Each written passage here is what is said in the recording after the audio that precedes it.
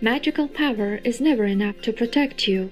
Part 2 of 5 on Between Master and Disciples, given in English on December 2nd, 2018, in Shihu, Taiwan, also known as Formosa.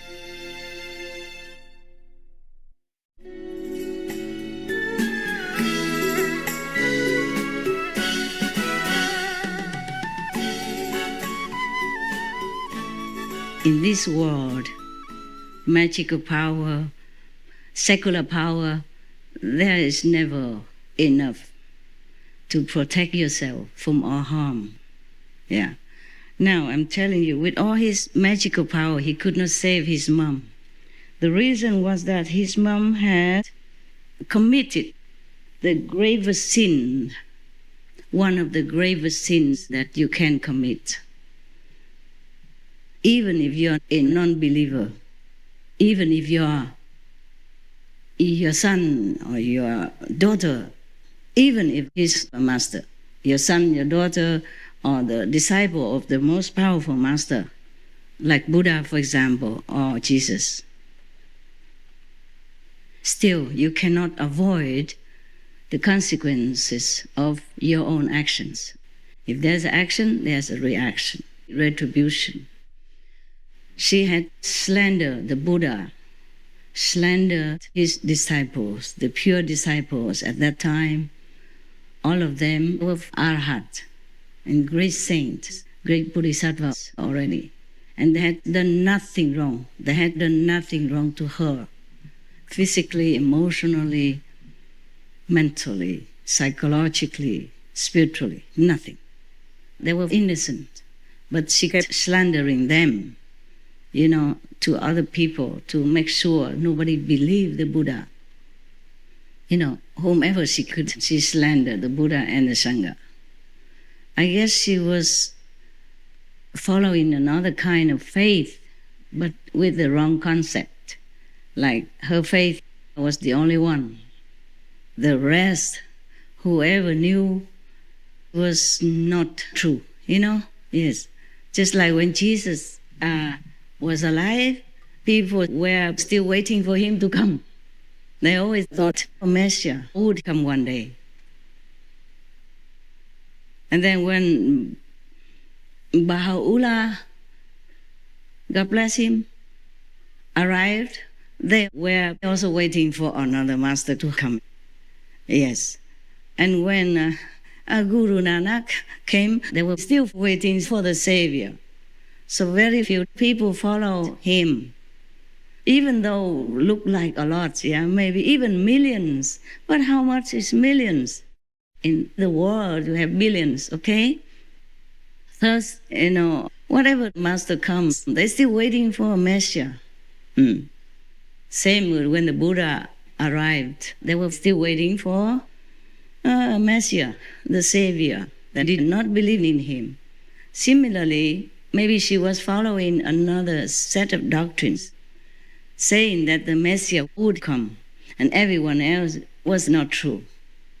In some of the religious faith nowadays, they still think like that. They still think that maybe that was the last one, a last prophet, a last savior, no one else after that. So we cannot argue with all this. Fine, we don't have to. And nobody needs to believe in anyone if they don't want to believe, but you should not slander. In case that being, that person has attained sainthood, then you will be punished severely. It's not the saint that punishes you. It is the law of cause and effect in this world. Thus, Mauda Galiayana's mother was one of them who had bad mouth, bad seed of karma, bad influence from her, maybe her faith, maybe the people who led her into that faith, maybe somebody who was jealous of the Buddha and indoctrinated her into many wrong concepts, made her become, slanderous of the Sangha and the teachings of the Buddha and the Buddha personally, even though her son was a disciple. Or maybe she had no faith at all. She loved her son, like all mothers do. And sometimes too much love becomes possessiveness, yes. And thus, when her only son, the beloved of her life, the jewel in her eyes, left her home and became a monk, following the Buddha everywhere, and became a renunciate, she could not tolerate it. Similar as many mothers, when her son is married to another woman, and the daughter-in-law is another woman, and she cannot bear it. And then there are many things happening within the family, yeah, with the in-laws. Well, this is famous anyway. I'm not saying bad things about anybody. It just happened. Just happened. Especially if her husband had left the world and she had only one son, and that was all her life. And if this so-called life was taken away from her, she became furious. And then she became, very, very bad like that. To slander the Buddha or any enlightened saint is one of the gravest sins. Or to kill the Buddha, or to kill your parents, or to hurt your parents in any way, to hurt the Buddha in any way. To hurt doesn't necessarily mean to use a knife, yeah, or physical means to hurt. To hurt also the reputation, yeah, hurt the reputation.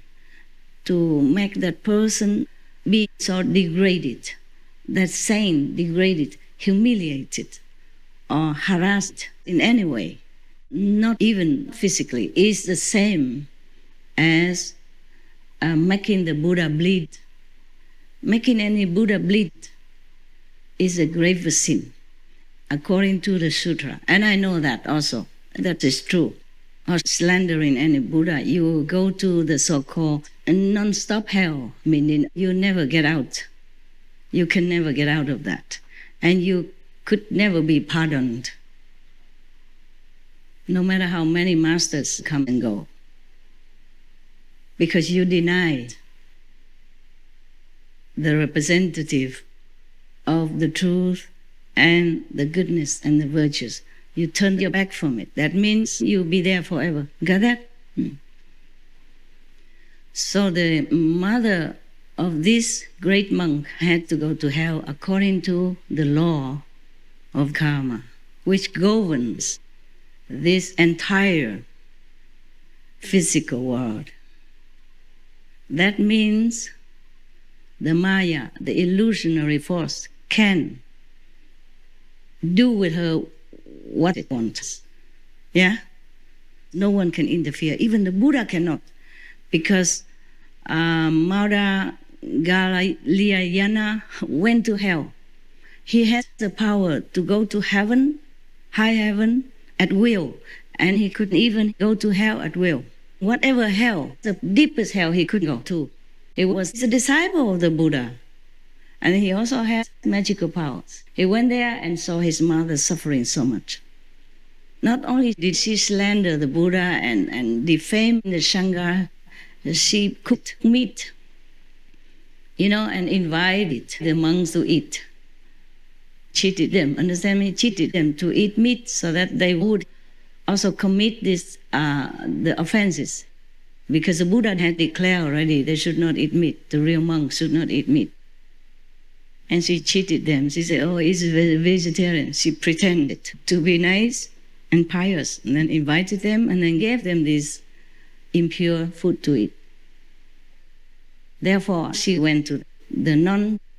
We have everlasting life, but we have also everlasting hell. She went to that kind of hell. Over there, she is always feeling hungry, thirsty, but she can never eat anything. Even her son, the great monk, came down there to bring food, use his power to manifest food to give to his mother.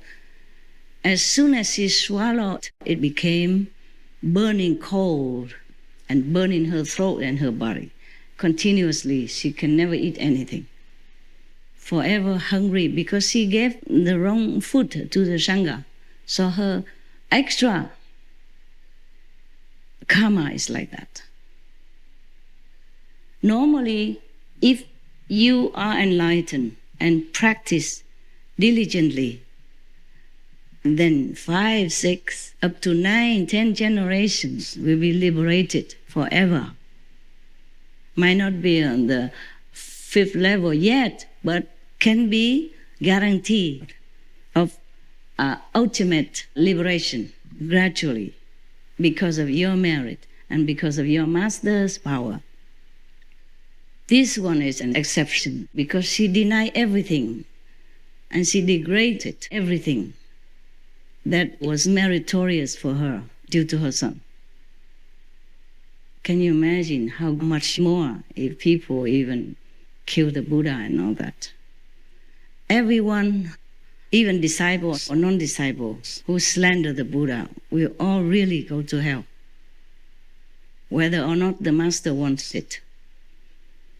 The same with the disciples of Jesus who betray him. Even though maybe not intentionally, maybe being cheated into it. And another one, Devadatta, who was always against the Buddha, the same. He would have gone to hell for a long time. And even with the power of the Buddha, maybe long eons after kalpas, after billions, trillions, gazillions of years, maybe they can fish him out. But then he would do a bad thing again. And then go back to hell again. The seed inside cannot always be destroyed by hellfire, even for thousands of billions, zillions of kalpas, meaning uncountable lifetimes.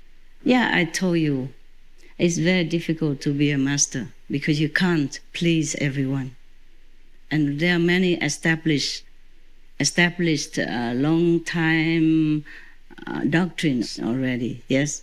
And due to people's ignorance, not understanding the doctrines of the past masters and saints, and due to the ignorance of the so-called leaders, religious leaders, the blind leading the blind, both will fall someday.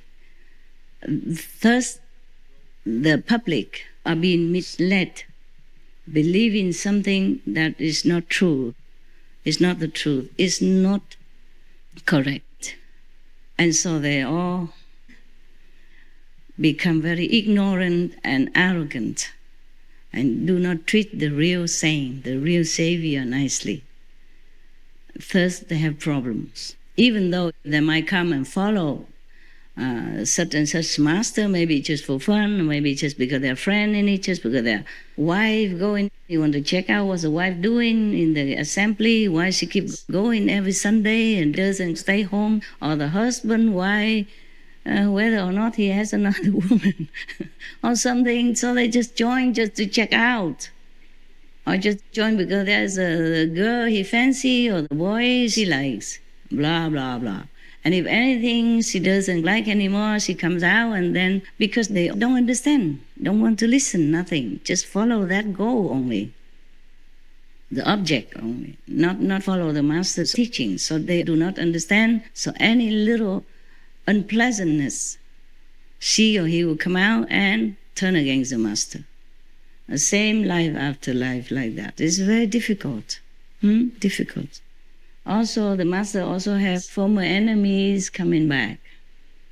And they also follow maybe, but they're doing many things that are harmful to the master and the assembly.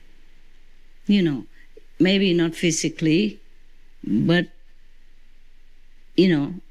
mentally hurting the reputation, or obstructing the teaching, obstructing other people, making their faith waver.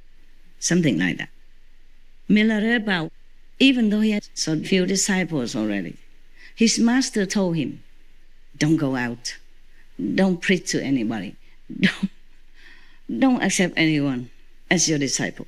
Most people in the world, they only want material blessings.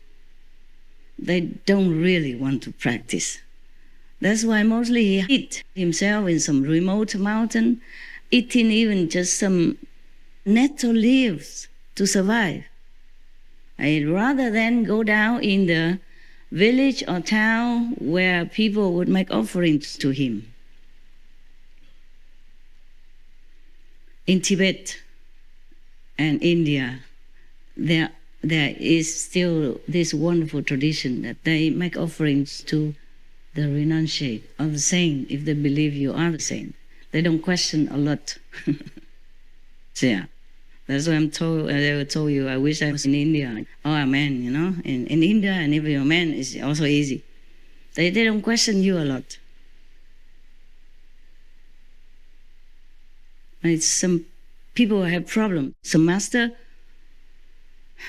have problem maybe in another country, but they accept him in India. They never question him. And when he comes back, they also don't question. They don't put him in jail like in other country.